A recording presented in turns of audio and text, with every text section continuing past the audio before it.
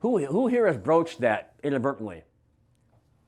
Like sometimes you're checking out at a grocery store, like, oh, I'm going to go over to that register, and you move over to the line, then you're, and you look behind you, like, oh, sorry.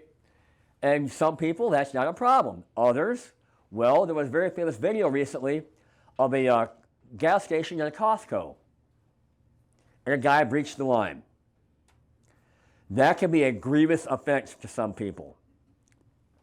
And a guy came up, and the gentleman that came up was openly carrying. Big guy behind the wheel. And it immediately ramped up. And words were exchanged. The big guy got up, went to the trunk of his car. And now he was saying, you came up on me, blah, blah, blah, blah, blah, back and forth.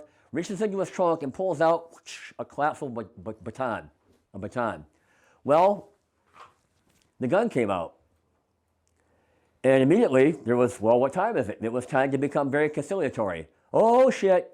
And he dropped the club, and they had to have words. But you just don't know what's going to trigger people to move up the scale. But a conflict can be anything from a workplace, like put paper in the printer kind of thing. How many times have I told you that? You left the seat up again. Okay, things of that nature. And if you stay in the high brain, which is part of our principles, we can generally talk those back down. If we go beyond conflict,